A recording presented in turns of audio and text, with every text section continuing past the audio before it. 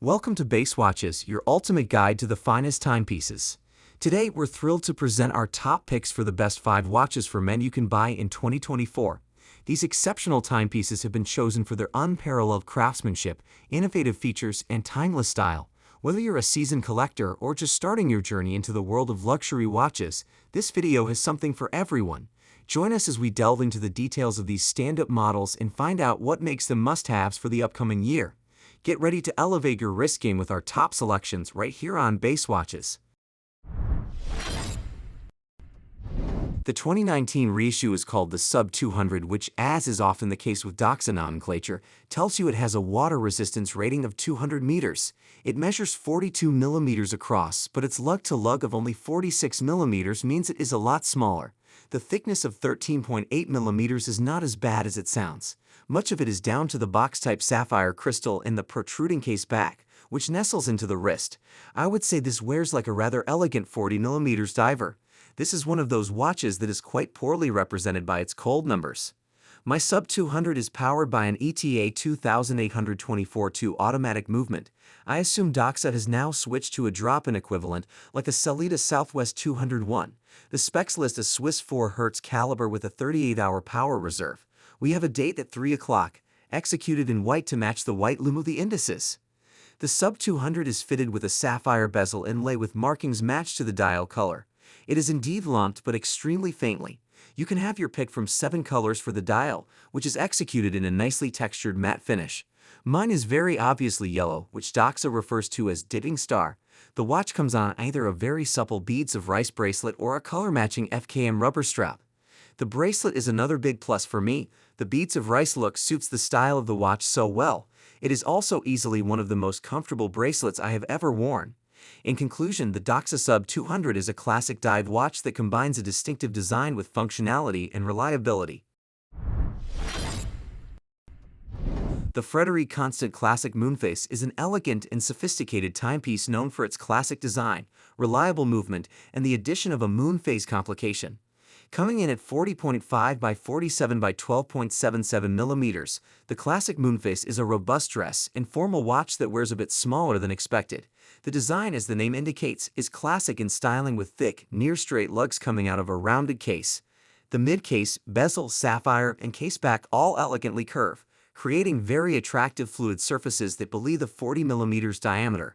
It is, but once again, the smoothness of the sides makes it look and feel less so. Moreover, part of the thickness is thanks to the hunter case back, a detail I particularly love. The dial of the classic Moonphase has a tried-and-true design, closely resembling that of a 50s Patek. This is both the good and bad about the watch. It's a great look and a design that is as handsome here on the FC as the Patek. And likely everyone we know are not going to be getting their hands on the Patek, lest they have a few $100,000 to spare. Moreover, you'll enjoy seeing this on your wrist, and it's still in the end a sort of generic look for the period.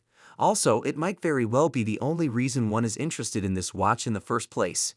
But a lack of originality is always unfortunate, and a bit of an issue with the brand in general.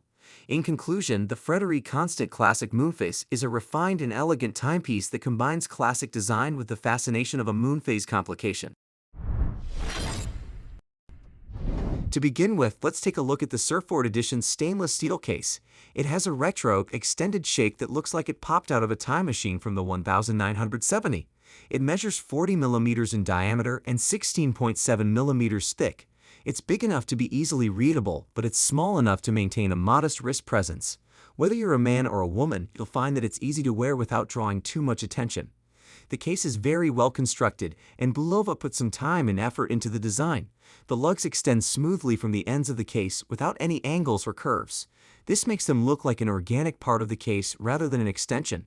Between the lugs, you'll find a sturdy rubber strap. There are perforations near the watch case, which makes it breathable enough for most purposes.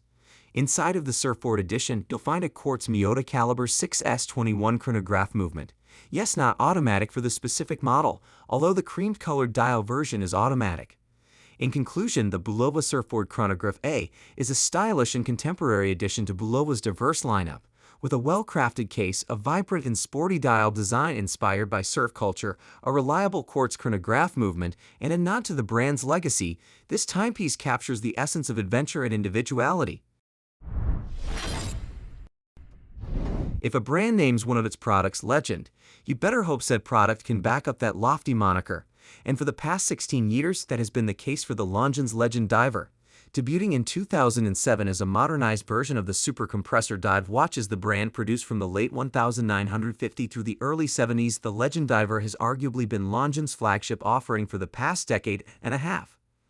But as beloved as the vintage-style diver was, the Legend Diver still had its foibles. Enthusiasts complained about the lack of a true bracelet option, the too large 42mm and too small 36mm case sizes, the practically non-existent loom, and the near impossibility of tracking down a rare no-date reference. Well, today Longines has launched a brand new generation of the Legend Diver that, at least on paper, would appear to address everyone's issues with the prior version.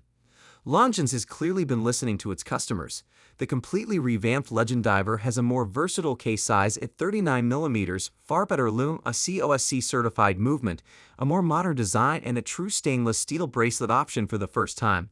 Fitted M-links and safety clasp included. The dial even eschews the date, something fans of the watch have been clamoring for. Overall, I love the Legend Diver and think it will be a massive hit for Longines. I don't see the Legend losing its status as Longines' de facto flagship anytime soon. I think it's still the best retro dive watch on the market for the money. The Grand Seiko SB255 embodies the renowned craftsmanship, precision, and elegance for which Grand Seiko is revered. For those acquainted with the SB01 or Grand Seiko's exceptional spring-drive divers, the sheer size of the Grand Seiko High-Beat 36,000 professional 600 meters divers SB255 is no surprise. In fact, it is colossal, measuring 46.9 millimeters in diameter and 17 millimeters thick, diverging from the prevailing trend of smaller timepieces and boldly embracing a larger form. Despite its imposing dimensions, the SB255 offers unexpected comfort, courtesy of its high-intensity titanium construction that keeps weight minimal and its case's short downward-curving lugs, which snugly wrap around the wrist with minimal overhang.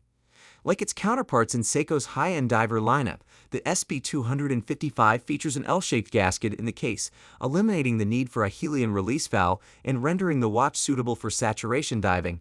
Housing Seiko's 9S85 high-beat movement, meticulously crafted, assembled, and adjusted at the Shizuku Ishii Watch Studio, where all Grand Seiko mechanical timepieces are born.